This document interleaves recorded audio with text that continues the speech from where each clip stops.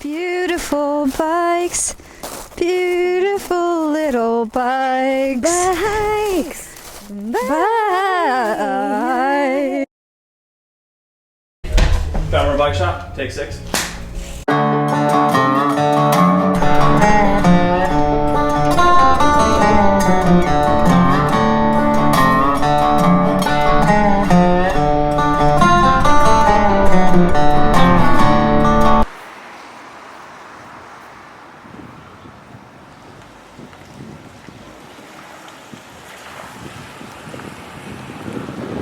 Hey Kyle, you ready for the interview? Oh, not yet! I'm not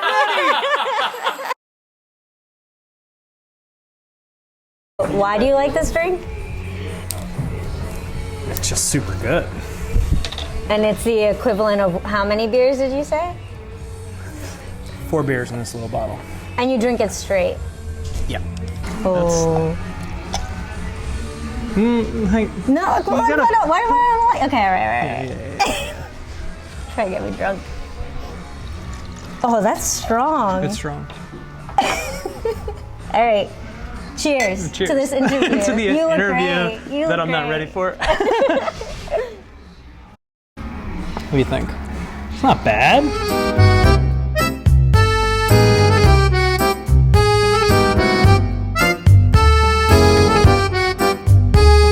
Let's start off with just the basics. How did you start this bike shop? Because you are so young. How old are you? Like 32 now. 32.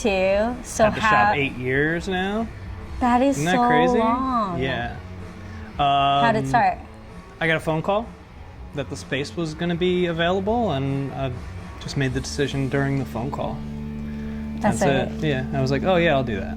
Was this was a bike shop before, though, It was. right? It Yeah. was. And so did you work here when it was a bike shop before? Or Yeah, that's how it went. That's how it worked out. Yep. Okay. And then was it like a big transition, like getting it to the way it looks now? Totally, yeah. Aesthetically? It was not like this at all. Okay. But each winter, like it is right now, half torn apart, we fix it up as we go. All ourselves. That's why it's rough around the edges. No, it looks fantastic. Says you. This is my favorite bike shop ever. Thank you. Not just saying that because I had my wedding party here. That's true. That's true. That's how much we like it. I want to know how you got into bikes, like BMX background, right? Yeah. Okay. Just from riding around the neighborhood, like Okay. most people. But why BMX? Is it because it was popular at the time? Yeah, well, no, it just starts with jumping curbs and shit when you're like a little kid. Yeah. That's it. Yeah. And then it progressed from there.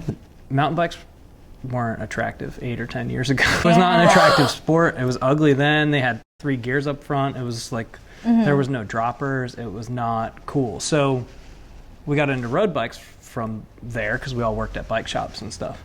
And then now that mountain bikes are kind of cool, it's like the perfect halfway point. You could jump shit. Yeah. I think You I'm know. noticing that. Yeah, Yeah. with people who used to ride BMX and are like getting a little bit older and it feels better on your body. The full It's certainly suspension. easier. Yeah. It's smoother and softer. And for us, like we do it as like we do it with like a kind of a BMX vibe in mind, where we just go kind of chill at a spot, you know, and then we'll like go to another spot. Okay. That's like how we used to just hang out in like fucking parking lots as kids, jumping curbs and Just like the repetition of it, like staying in that spot. And like, doing oh, it let's just over and go over. hang out here and we'll jump this fucking curb all night. Yeah. You know, like it's good because it kept us out of trouble, but it also like helped build a serious base of skills. And it's not just us, like that's the story with like everyone across the board. Like I think that kind of approachability is what made BMX such a thing, and I think it's kind of coming into mountain biking. What bike do you ride to go mountain biking? I mix it up. I'm always mixing it up. That's kind of, I think, part of my, or at least I justify it as part of my job, Okay. is to just try a little bit of everything. Yeah. So I know what to tell people. I know how to explain stuff. I mean, that's smart. Yeah, Yeah. you have to do that. The way that I've kind of done it is I make people try the bikes. Like all those bikes are demo bikes. They're here so people can go ride them. Okay. And then they're just hooked. It's like that simple. cool. And they might not necessarily like get a bike from me or whatever. I might not have the perfect thing, but it gets them hooked on riding. Yeah. And ultimately, they'll always be appreciative. You used to like design and make components. I did. That was like my first venture, kind of. Before the bike shop. Before the bike shop, yeah. One of the things that just intrigued me was like hubs, particularly like hubs on BMX bikes. They have, traditional flanges, and flanges just, they get so beat up. Okay, can I stop you for a second? I don't know what that part is that you're just talking about, so if you could show it to me, that'd be so cool. A normal hub has a flange vertically. Okay.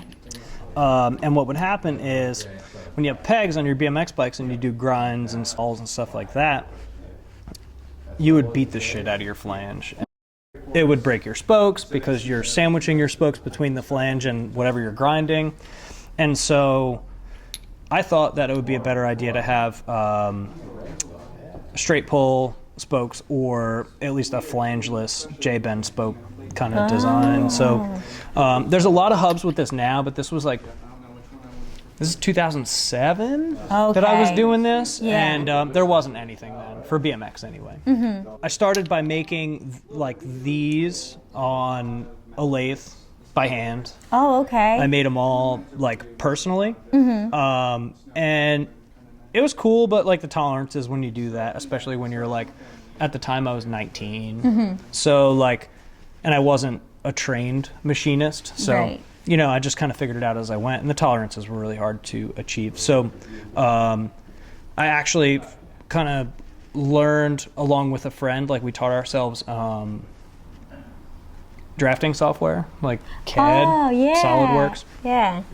And so we designed like a little bit more precise version of it and a little bit more intentional design. We added some bearings. We made it take a traditional spoke, which was definitely better because they're readily available. Where were they made? Oh, so that was the other thing. Like we went around and just got them sourced like completely locally. Oh, really? Yeah. So we got the hubs machined in Bayville, which is like half an hour south. Yeah. And then we got the hubs. After they were machined, we got them anodized. That was done in Kenilworth. And then I just couldn't figure out how to get anyone to do like laser etching locally for something like this.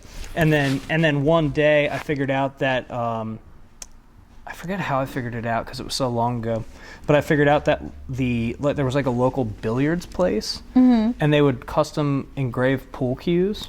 What? Yeah, like pool sticks. Yeah. And I was like, that pool stick is like the same size and shape as this thing that I gotta make. So I went in and I talked to him about it. I was like, hey, do you have any way of doing like these? Maybe doing like a bunch of them? And the woman was so psyched. And she did it. She made it happen. I made like a jig that would hold like 40 hubs. And I had her like laser etch them. That's amazing. That was in Ocean, so that was like 10 minutes from here. So it was all done locally. And then the bolts that we used were US made holochrome bolts. And were these like sourced out of somewhere else to just fit in here, or did I designed the hub like around them. I spec those threads and everything. Yeah, it was a common thread that was on like BMX axles anyway. So this was kind of necessitized from like working on people's bikes and seeing how trashed they were getting. And this was just like the first stepping stone. And that was kind of also the company's like flaw was. This was weird. It was like a design that didn't exist. And so it was really impossible to figure out like spoke math, and it was really hard to install on your bike because you have to get a wheel laced around this thing. That difficulty of just installing it on your bike paired with price point, and the big thing was colorways back. Like it still is with BMX. Yeah. Kids want, or people want, certain colors of things, and I only offered 2 colors. Right, because you're a small company at that time. I wasn't a company at that point, really. Like only. You've made a product, and product development is so difficult, especially when you're doing it all yourself locally. That must have required you like going out to Kenilworth, picking it up when it's done with that process, going out to Ocean, doing that, and an then, insane amount of legwork. Yeah, and then you've made a contraption that can hold however many of these to do that, and you taught yourself CAD. And like, yeah, it was like a cool it was a cool test. And we got him onto a lot of bikes locally, and like a lot of them are still on bikes. Like they didn't break. Yeah, that's amazing. Was cool. That's it was really cool. Good. So Scotty Kramer like rode one in the X Games. He got gold on it like a couple times. Yeah, it was cool. Like that's so cool. A lot of people still ask me about them, and I still have plenty. So like when someone wants one, I'm just like, here, you know, like get me out. Not here. Give me the money. Yeah. Here. Give me the money.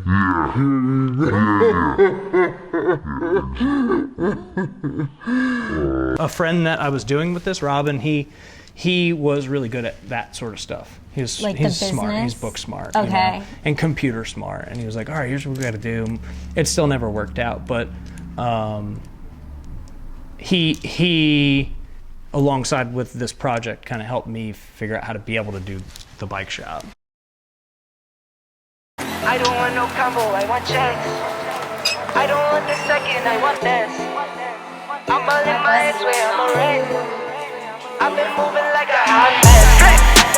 I got hot mess. I don't want no combo, I want checks. I don't want no combo, I want checks. I don't want the second. God, that's good.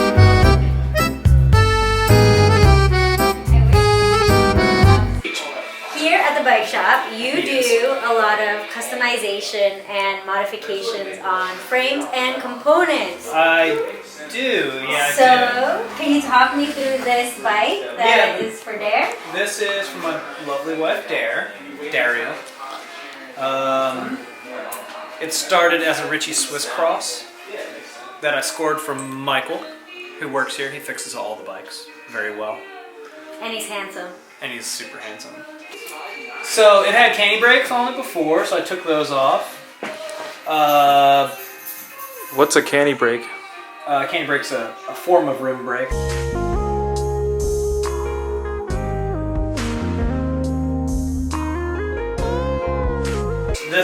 I put a steel fork back on here, a unicrown steel fork, kind of like to mimic the old Ritchies.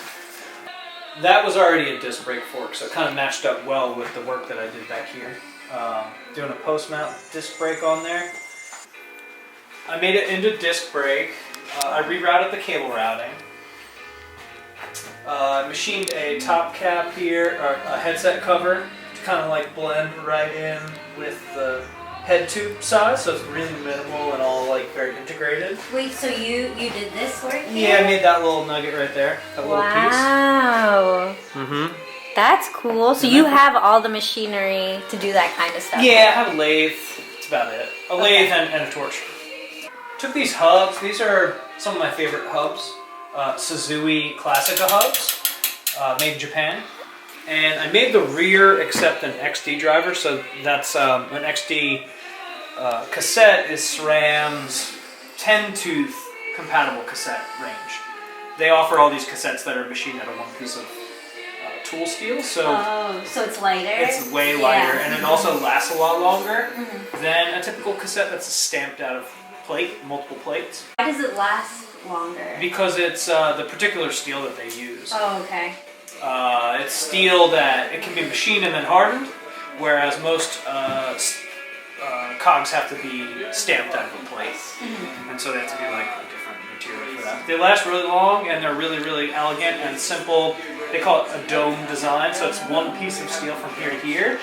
And I actually machined the free hub body, the part of the hub that the cassette mounts onto. I machined that to be an XD.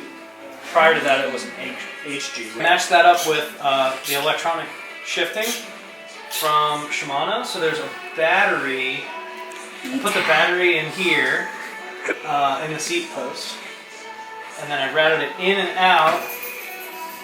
This is a little control box right down here for it. I also did some custom machining to the front hub.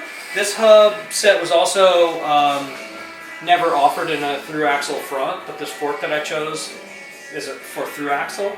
So I made a new axle for the front hub. And I had these really nice XTR brakes that are polished and really clean. So I had to make the fork not flat mount. So I took a flat mount adapter, which are usually very blocky and gaudy, and I machined that out a lot. I made it very slender and cylindrical, and then I filed all of the hard edges and then polished the whole thing. So that's actually probably got as much time into it as anything else on this bike, is that little adapter up front there. Yeah. These cranks are cool old dirt ace cranks that I had kicking around, and I paired those with a titanium fill wood spindle and some one key release Shimano chainring bolts. So that's all stuff that never saw each other prior, along with this wolf tooth chainring. So I kind of like how it alternates like black, silver, black. Yeah. Same with the chains, black, silver, black. Same with the wheels, like black, silver. It just kind of like is a nice mix of black and silver. Yeah. I think that's what looks best. The rear stays here, the chain stays. I had to dimple those out extra to fit the Oh, really? In 27 here, plus. Yep. this bit. Yep. So that was widened to fit this 650 by 48 or yeah, 27. I think it's 27 by 1.9. There's a lot going on here that you modified. Yeah. At the beginning, it took a you lot were of time. You were like, I don't know what I modified on this. Oh wait, everything. Yeah, everything. The basket was an afterthought. That was something that I added more recently because once she got it, just like the tubes, she realized she needs a basket to be able to like, use it for around town. So I just made these out of like rack tubing. They're just 3/8 chromoly, and I never got to paint them, so they rusted up really nice. I love the rust. And then I just bolted in the actual wall basket hardware right into the faceplate here. Keep it nice and clean, and it's strong. It's like really. It looks sturdy. I could definitely. Yeah. Bill could go in here. Bill could definitely go. I could put 2 or 3 bills in there. Big important component on here, which is actually out of print now, but these were made in Germany. This is a pterodactyl bell. Because she loves dinosaurs. She loves dinosaurs, so that's a out of print item. This stem cap. This is a carbon fiber stem cap, custom airbrushed by Tony Bauman in Bellingham, Washington. Oh, beautiful. All right. Thanks so much for walking me through that. Yeah. Can you explain to us this New Bombs thing that's coming out of here? What does this do? What's the purpose? Tell me about it. So initially, I just wanted to add more color, but I beat the hell out of my bike so much, and I needed like a really good frame protector. But everyone just comes up with these stickers that you put all over your bike, and I wanted something that was more robust, would quiet up my chain a little bit, and looked good. I needed more color. I just didn't have enough color on the bike yet. So the New Bombs is really wide, it's really thick, it deadens the chain, it protects the frame. It's got a nice sticky back so you can make it real tight and it stays on there perfectly. It doesn't move, doesn't shift, and it really does a great job protecting the bike. Tommy and 2 other guys like that. Whoa, it's raining new. This particular video was shot by, produced, directed by my friend Tony, who is also the cameraman for The Joker and Irishman. So I'm gonna give you my Venmo details because I am in serious debt right now. But thank you to him, thank you to Kyle, thank you to Mike who's gonna be in this video, and thank you to Matt. Please donate. Very expensive production. Yeah, very expensive. He's very fancy and super expensive. Yeah.